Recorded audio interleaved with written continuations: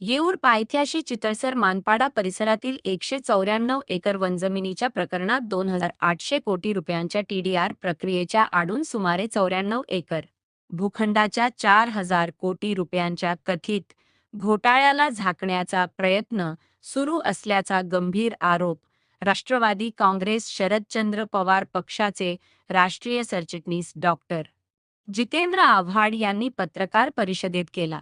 या प्रकरणात ठाणे महापालिका, वन खाते आणि संबंधित कंपनीच्या भूमिकेची चौकशी करण्याची मागणीही त्यांनी केली. आव्हाड यांनी सांगितले की चितळसर मानपाड्यातील 194 एकर जमीन विकास आराखड्यात जैवविविधता उद्यानासाठी आरक्षित असून ती संजय गांधी राष्ट्रीय उद्यानाच्या अतिसंवेदनशील क्षेत्रालगत आहे. असे असतानाही टीडीआर देण्याची प्रक्रिया सुरू आहे.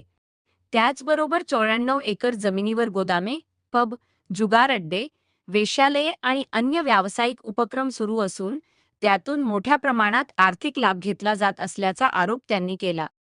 वनसंरक्षक व संचालक अनिता पाटील यांनी 19 जून 2026 रोजी संबंधित कंपनीला टीडीआर देऊ नये तसेच विशेष अनुमती याचिका दाखल करण्याबाबत पत्र दिले असल्याचे आव्हाड यांनी सांगितले. तरीही प्रक्रिया सुरू असल्याबद्दल त्यांनी प्रश्नचिन्ह उपस्थित केले. संबंधित जमिनीचा बाजारभाव सुमारे 40 कोटी रुपये प्रति एकर असल्याने हा सुमारे 4,000 कोटी रुपयांचा प्रकार असल्याचा दावाही त्यांनी केला. जिल्हाध्यक्ष मनोज प्रधान यांनी सर्वोच्च न्यायालयाच्या 27 एप्रिल 2026 च्या स्थगिती आदेशानंतरही 25 मे रोजी महापालिकेने पोलीस बंदोबस्तात जागेचा ताबा घेतल्याचा आरोप केला. तसेच वनखात्याचे फलक हटविण्यात आल्याचेही त्यांनी सांगितले. 3 जुलै रोजी अवमानना याचिकेवर सुनावणी होणार असतानाही महासभेत या विषयावर चर्चा होऊ न दिल्याचा आरोप त्यांनी केला. या प्रकरणात पारदर्शक चौकशी करून संपूर्ण 194 एकर जागा जैवविविधता उद्यान म्हणून विकसित करावी, अशी मागणी आव्हाड यांनी केली. अधिवेशन संपण्यापूर्वी कारवाई न झाल्यास कोठारी कंपाऊंडमध्ये आंदोलन छेडण्याचा इशाराही त्यांनी दिला. वन खात्याने काहीतरी पत्र पाठवलंय कॉर्पोरेशनला की आम्हाला विचारल्याशिवाय टीडीआर देऊ नका आणि आम्ही आता सर्वोच्च न्यायालयात जाणार आहोत. 96 दिवस काय झोपलं होतं वन खाते. आणि हा फक्त टीडीआर पुरता हा भाग मर्यादित राहत नाही. डी दायाबाई या दरोडेखोरांनी जो दरोडा घातला आहे तो दरोडा टीडीआरच्या नावाखाली झाकला जातोय. हा जो काही हे सगळं रिझर्वेशन सोडलं का तर सगळं सोडलं. मग तिथे जवळजवळ 100 एकर आरजोन झाली आहे जमीन. मग त्याच्यात काही आदिवासी जमिनी आहेत, काही कोणाच्या दलालांच्या जमिनी आहेत. 100 एकरवर गार्डनचं रिझर्वेशन आहे, 94 एकरवर काय आहे. घोटाळा तिथे ह्याच्या या टीडीआर पेक्षा मोठा घोटाळा इतर 94 एकर जमिनीमध्ये आहे. आज तिथे मिनिमम व्हॅल्यू जमिनीची 25 लाख रुपये एकर आहे. 25 कोटी रुपये एकर आहे. म्हणजे त्या उरलेल्या 94 एकरची जमीन जी आहे, 94 गुणिले 25 कोटी किती झाले.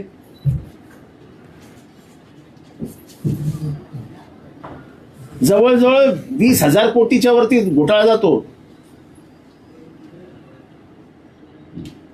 प्लस गेले अनेक वर्ष या रिझर्वेशनच्या जमिनीवरती गोडाऊन बांधून त्याचं भाडं खाण्याचं काम डी दायाबाईंनी केलं ना, कोठारीनी. तुम्ही एकीकडे शिळफाट्याच्या जमिनी तोडता, महानगरपालिका एकदम असे रावणाचा अवतार घेऊन त्या गरिबांचे गोडाऊन तोडायला येते. इथं साला दिवसा ढवळ्या मटक्याचे अड्डे, दारूचे अड्डे, रांडांचे अड्डे सगळे चालतात त्या डी दायाबाईच्या ह्याच्याकडे. त्याच्या सगळ्याचं भाडं खातो. रात्री तिथे वेश्या व्यवसाय चालतो त्या कोठारी कंपाऊंडमध्ये. हुक्का बार चालतो. सगळं सगळं सगळं सगळं बेकायदेशीर चालतं. आजपर्यंत काय हिंमत झाली नाही महानगरपालिकेची कोठारी कंपाऊंडवर हात घालण्याची.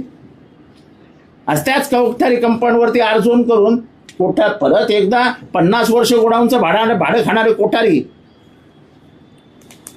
राजकारण्यांच्या आशीर्वाद आहे. परत एकदा त्या 94 एकरचं काय. लोकसभा, विधानसभा आणि महानगरपालिका म्हणजे 3 टायर सिस्टीमची आपल्याकडे प्रणाली आहे. महानगरपालिका अस्तित्वात असताना, तिथे महापौर बसलेला असताना नगरसेवक उपस्थित असताना त्यांना अंधारात ठेवून तुम्ही दोन्ही गोष्टी करून घेतल्या. तुम्ही एक तर याचिका केलीत, काय जे काय करायचं केलं. महासभा अस्तित्वात असताना महासभेला माहिती द्यायलाच पाहिजे.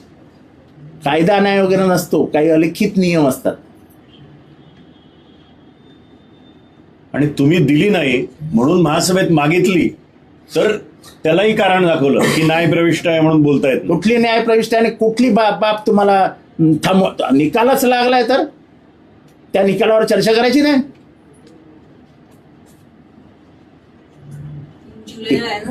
3 जुलैला कुठलीतरी सुनावणी कुठलीतरी आहे. आता 3 जुलैला हायकोर्टात 3 जुलैला ती तुमच्यावरती जी काय ते अवमान याचिका आहे त्याची सुनावणी आहे. मग त्याच्याशी काय करायचं आहे आम्हाला? तुमचा अवमान झाला, खड्ड्यात गेला, आम्हाला काय घेणं देणं? ठाणेकरांना काय घेणं देणं? मग त्याच्याने महापालिकेत चर्चा घ्यायची नाही. अरे वा रे वा.